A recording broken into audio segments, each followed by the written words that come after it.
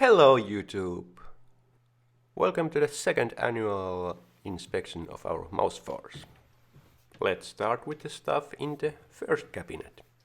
Here we have E100 with mouse turret by Kobe. Oh, by the way, there are going to be other stuff here than mouses, but we are just gonna ignore them. So, back to mouse business. Here we have 4 mouse tanks in 100 scale by Svista, and in between them there is one 3D printed self-propelled gun on mouse chassis. This grey mouse is actually the first mouse I ever got.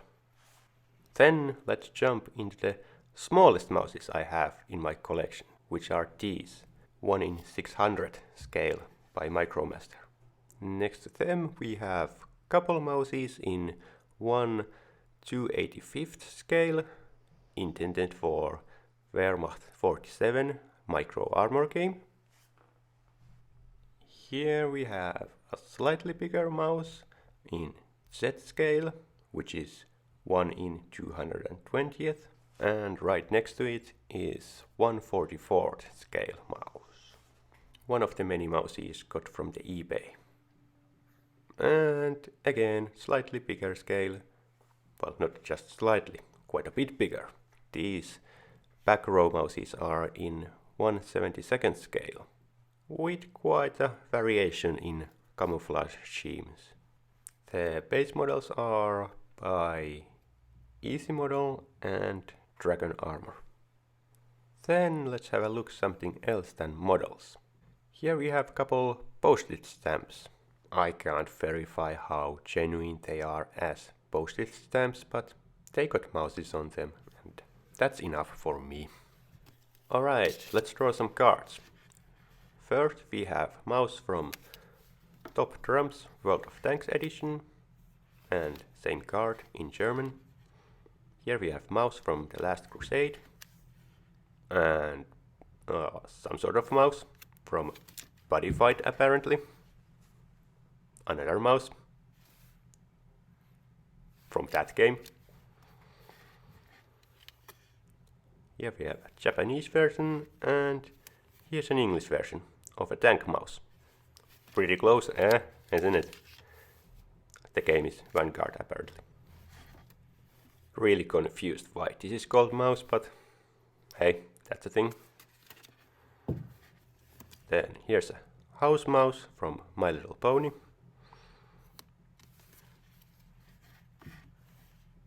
Mice to snuff boxes from Harry Potter. A Lego card. And here's Pikachu. The only reason why I have Pikachu is because it's a mouse Pokemon. Okay, let's move along. The next mouse card is a Mouse Kämpfer from Yu-Gi-Oh!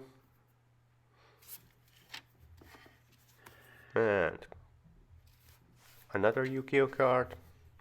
And in the last we have 2 Panini cards from World of Tanks. Okay, let's put the cards away and move to the next shelf. Then, side by side, we have a couple funny mouses. The one on the right is based on the Danger Mouse cartoon, and the one on the left is a Cookie Monster, based on the Cookie Monster.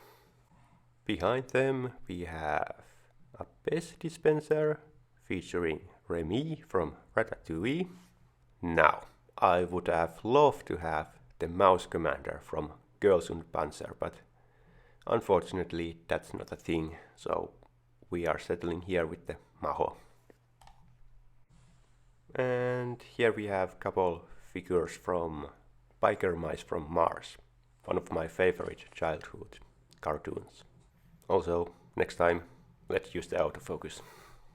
Neighboring the figurines is an older mouse by Kobe. In front of the Kobe mouse we have a smaller mouse made from Lego bricks.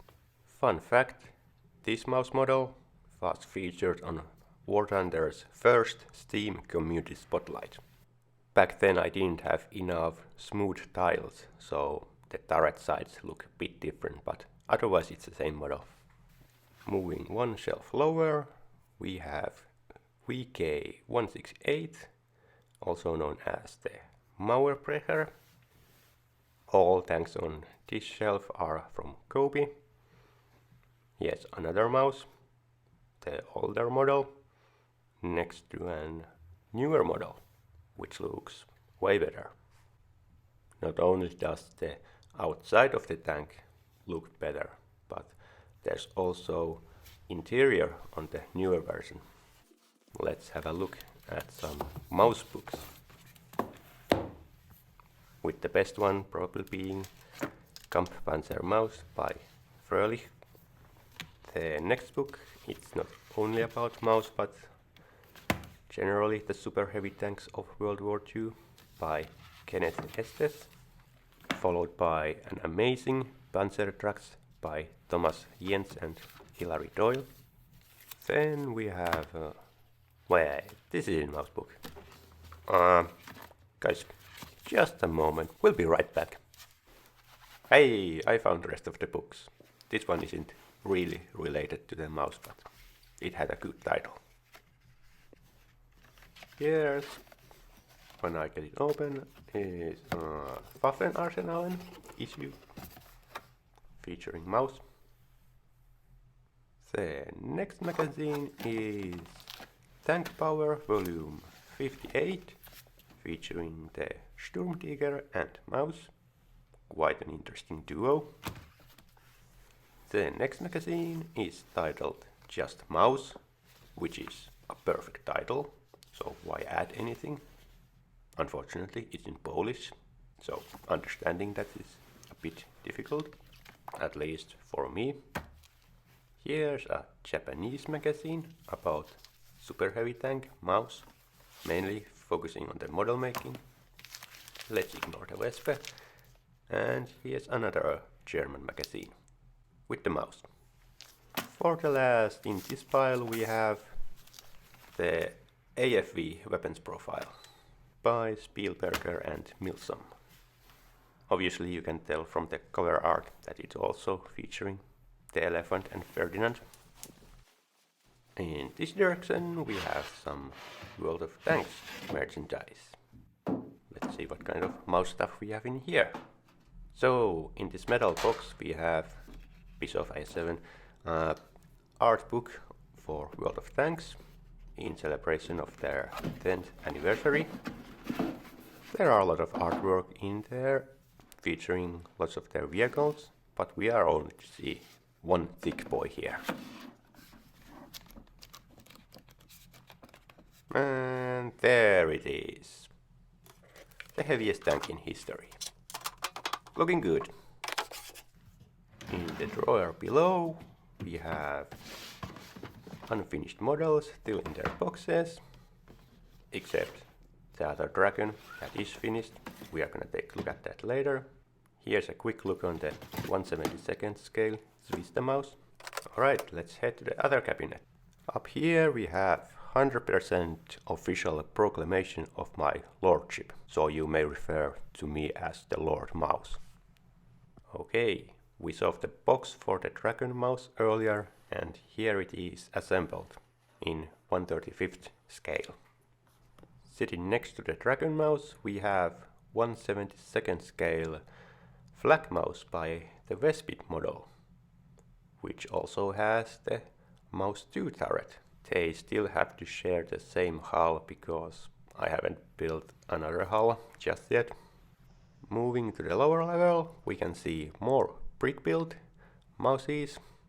In the front we have close to 1/35 scale MAUS by the STKF Jet brick. Behind that one we have the MAUS by Panlos, and this one has the most complete interior, but also it's the most fragile MAUS I've ever built. On the left we have more models by the Dragon Armor, starting with the E100 with the MAUS turret, and next to the MAUS V2 and 2 V1 prototypes.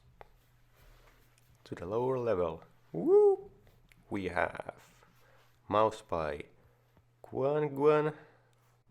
This has the highest piece count from all my brick build mouses, almost 3000 pieces, and it has awesome camouflage pattern on it. Next to it is another Kobe's mouse, the newer version, and just to prove I'm not cheating, here's the another one. Whoop. Both in the same shot. Excellent. Also, the other one is the limited edition and the other one is the standard, so there's that too. Trying to hide between the two brick mouses, we have 100 scale metal mouse, full metal mouse to be more precise. That's a hefty boy for its size, and it comes in a neat wooden box. That's everything on that shelf. So, on the one level lower, we have a couple more easy model mouses and one dragon armor, still in their boxes. Talking about boxes, here are workable tracks for the MAUS by Dragon, not to be confused with the Dragon armor, which we saw earlier. And back here we have... Stuff is escaping. Okay, so the Westbit model boxes, and right in the back there's one more box for the Dragon armor. I'll just put stuff back together and then we can move to the lowest level. Alright, we have reached the bottom. Here, next to my self-esteem, we have 1/35 scale MAUS by Tacom. And it's actually a 2-in-1 box, so you can build both. Well, I don't know if you can build both V1 and V2 at the same time, but you can choose at least which one you want to build. But it is a large box, so it might be actually both which you can build, but don't quote me on that. But here on the side we have an interesting vehicle. It's a Walker vehicle based on the E100 with MAUS turret. While it says E100, the hull has changed so much that it could be either MAUS or E100. So, pretty cool looking model, eh? That was for the Fist of War, by the way. And talking about games, World of Tanks miniature game, they finally added the MAUS in. And it's included in the new starter set for that game, which I have box for here. Comes with a couple other big vehicles as well, but MAUS is the most important one, just remember that. Like last year, we are going to ignore the mouses that are on the hard drive, but here's our mouse pad and mouse boards. Can't leave home without them. Next destination, the workbench. We have a couple things in there, or on there. There's a few Svista mouses in 100 scale, and on this box here we have two smelly boys. One mouse and one E100, got from the eBay, but these boys are stinky, so they are not allowed out from the box. Lovely paint jobs, but sometimes online stuff have surprises.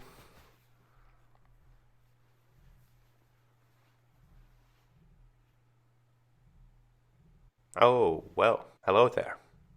Well, no face reveal just yet. Let's move along. Here's my old mouse box. There's still a couple items there. Box art from the easy model. And inside the box, let's just get in there. Here's one Year of Rat related postage stamps from the US. I mean, rats are pretty close to mice, so I'll accept them. Behind all that is one small drawing of mine based on the MAUS by Ranzar and his tank tune. Some stuff is difficult to do with one hand, but here we have some MAUS stickers. This is not from the red bubble, but the rest of the stickers are. Here are a couple of cute ones. The mouse, a couple more the mouses. And this seems like World of Tanks art, or very close to it. And MAUS. I still got my World of Tanks poster from 2020, showing the stats from that year. And the MAUS was favorite tank. And it still is. What's not on the wall anymore is my World of Tanks panorama displayed. I mean, I still love the artwork, but this apartment has wallpapers on every wall and I'm not trusting this to hold up there, so it has been demoted back to the box. Oh, almost forgot something. What a big softie. Some more boxes there and there. And of course we have one t-shirt for Christmas. Christmas. That's how my MAUS collection looks these days. What do you think? The comment section below is open for your feedback, critique, questions, bullying. Well, let's not bully anyone. We like being happy. But if there's a certain mouse you want to know more about, let me know. It's always possible that I can make a dedicated video for that one. Anyway, thanks for watching. I'll see you in the next video. Squeak!